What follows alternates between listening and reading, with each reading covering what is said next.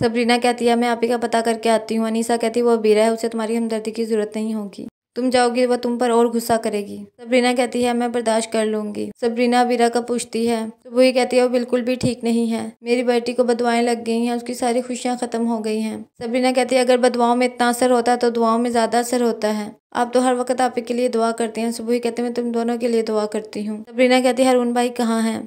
सुबह कहती है वो तो हॉस्पिटल में ही बातें सुनाकर चला गया था। श्री कहती है जाओ अबीरा से मिल लाओ और उसे घर लेकर आओ। हारून कहता है मामा उसने मेरे बच्चे की कुर्बानी दिया उस मोहित के लिए। श्री कहती है हो सकता है वैसा ना हो जैसा तुम सोच रहे हो। मोहित कहता है उसे मिलने ही क्यों गई थी, आप नहीं समझेंगे और ना ही मैंने अब आपको समझाना है। अबीरा मोहित के बारे में सोच रही होती है, तभी वहाँ पर सबरीना आ जाती है। अबीरा कहती तुम बातें सुनाने आई होगी कि मैं मोहित से क्यों मिली, क्योंकि मेरा तो उससे कोई रिश्ता नहीं है, लेकिन वो मैंने ही तुम्हें भीख में दिया है। सबरीना कहती है अगर भीख में दिया है तो अब लेना क्यों चाहती हैं? अबीरा कहती है अगर वो तुम्हारे साथ रहना चाहता है तो रख लो, वो तुमसे मोहब्बत नहीं मुझसे मोहब्बत करता है। सबरीना कहती है ये आपकी सोच है। सबरीना कहती है मैं आपका दुख शेयर करने आई थी छोटी बहन समझकर, आपने अपना बच्चा खो दिया लेकिन आपको जरा भी मलाल और दुख नहीं है। मैं आपको इजाजत नहीं दूंगी आप मेरे शोहर से छुप कर मिले। अबीरा कहती है यहाँ से दफा हो जाओ। वही कहती है ये तो तुम्हारा पता करने आई थी। अबीरा झूठ बोल देती है कि ये मुझे बातें सुनाने आई थी। मोहित अबीरा का पता करने जा रहा होता है और सामने से सबरीना आ जाती है। फिर मोहित नहीं जाता और अपने पोर्शन में वापस आ जाता है। हारून सोचता है अबीरा तुमने अच्छा नहीं किया मेरे बच्चे को मारकर, मैं तुम्हें इस चीज के लिए कभी माफ नहीं करूंगा। सरमत की मामा उसे कहती है बेटा मैं चाहती हूँ तुम्हारी शादी हो जाए। सरमत कहता है आप शानसे की बात कर रही हैं? राजदा कहती है नहीं।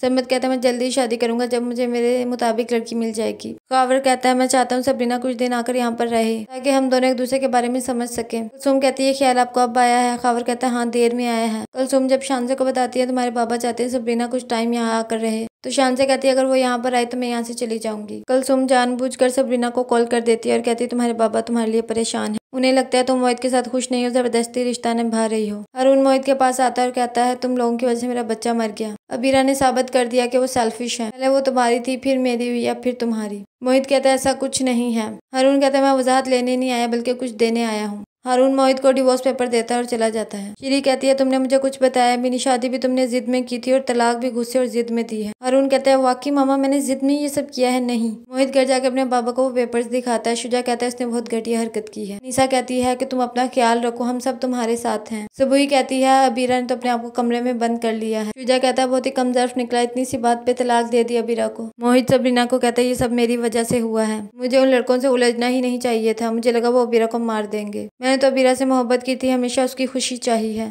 तुम तो इस बात की गवाह हो। सबरीना कहती है मुझसे ज्यादा बेहतर ये बात कौन समझ सकता है कि आप ही से कितनी मोहब्बत करते हैं, लेकिन आप अपने आप को ब्लेम मत करें।